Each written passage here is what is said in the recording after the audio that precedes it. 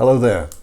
I'd like to talk to you a little bit about the Oil for Food program that was run in Iraq between 1996 and 2003. It allowed the Iraqi regime of Saddam Hussein to sell oil, but the money had to go into an escrow account to be used only for food and medical supplies for the Iraqi people. Needless to say, it ran into a lot of trouble. There was all sorts of accusations and some proof of kickbacks and corruption and all sorts of bits and pieces. But it was at the time, in billions of dollars, the biggest aid program going on anywhere.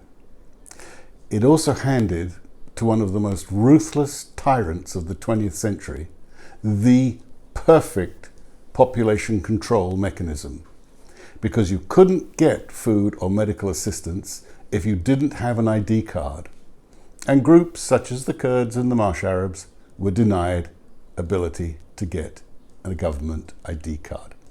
We got round this with the Kurdish provinces by literally having a separate organization in the Kurdish region.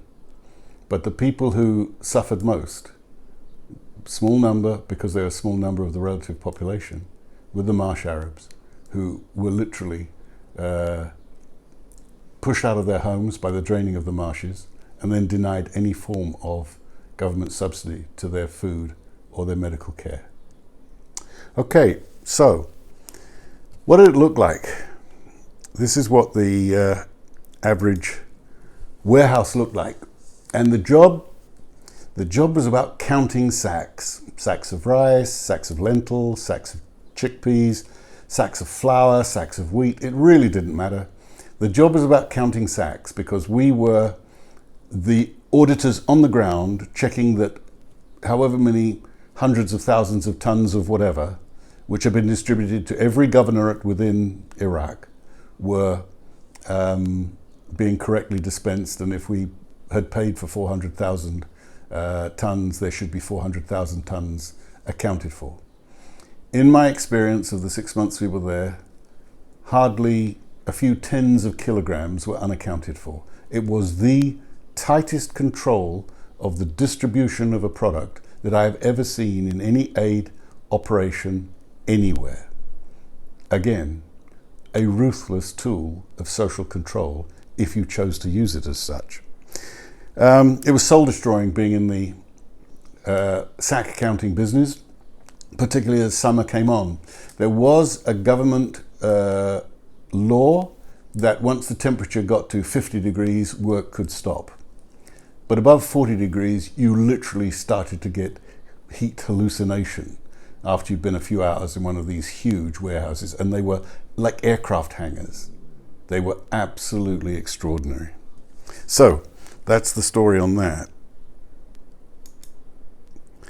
This was the typical village by the time we get down to people coming along with their ID card or with the ID cards of two of their family, and stuff would be weighed out and stuff would be put aside. And again, it was extraordinary how accurate and correct the weighing and measuring and dishing out was. And part of that really was because within the population of Iraq under Saddam Hussein, there was extraordinary fear. I have never known fear in a population, not during wartime in the former Yugoslavia, not during the guerrilla activity in Central America. Nothing came close in my life experience to the fear those people had of their own ruler, Saddam Hussein. So, what next? I said that there were possibilities for kickbacks and cheating. Maybe of the 65 billion total in the entire program, maybe 2 billion was seen as having been kickback. A billion here, a billion there. Pretty soon you're talking about real money. As a percentage of the program, again, an extraordinarily tightly controlled program vis-a-vis many other programs where even the year after people cannot account for 50% of the money that they spend. Because you were dealing with products, you were dealing with products in bulk, you were dealing with all sorts of different Gulf traders who provided rice here or another guy who provided wheat over there. one consignment from one guy, two consignments from another guy. The possibilities and opportunities for the kickbacks were considerable. But this little slide shows you exactly how the kickbacks and such corruption as there was of the actual program worked.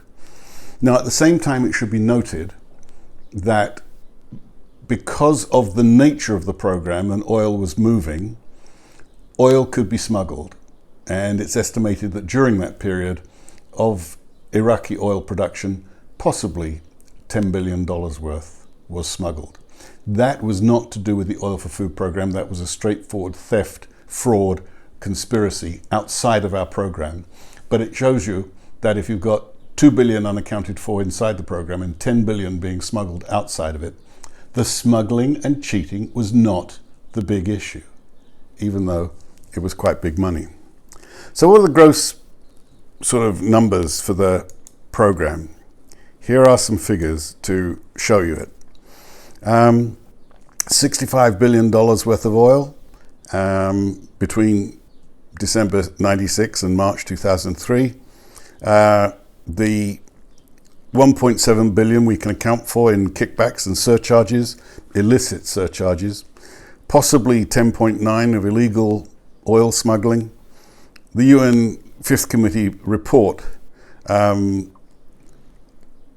identified the possibility of about 50% of the companies, primarily in the Gulf, who were providing oil or taking oil or providing the rice, the wheat, the whatever, they were involved in the surcharges. Saddam Hussein's regime was absolutely up to his arms in this kickback setup. And again, I come back to the fundamental thing. It isn't just greed. His regime controlled everything. And people would have been so scared to cheat him. If you go to him and you give him a small present, then he lets you take what you want, sort of thing. But you don't do it without him knowing he's too dangerous a leader. Now we get to the sad part of the UN. This Officer Benon was in charge notionally in New York of the whole program. He was accused in the American press of all sorts of wrongdoing. I do not know. I was not in New York. I was, other than being an initial recruiting interview, I was never part of the New York thing. I was always in the field, out in Iraq. And I know nothing of him. I know no people who know him. But I do know that there was a lot of mess caused around him with respect to allegations. Conversely, this is a man I'm proud to say I knew. I met him on quite a number of occasions. He's Kofi Annan. He was the director of peacekeeping operations. And then he was put in charge of the UN. He relieved Boutros Ghali as Secretary General. And after he made comments about the inequity of certain other programs and certain other bits and pieces, the American media turned on him. Not a thing that he has done, that he went through, the investigations, the whatever, was ever proven in any way. It was just a mud-throwing smear campaign in which, of course, his son was dragged in, and his son had some bits and pieces, but there was never proved that there was anything to do with the father. That man was a man of integrity, a man of honesty, a man of decency, and he was Secretary General of the United Nations and being dragged through the mud by one of the key players in the United Nations who were just mad at him for some of the things he said and decided to teach him a lesson. It was a quite disgraceful way to behave and to carry on.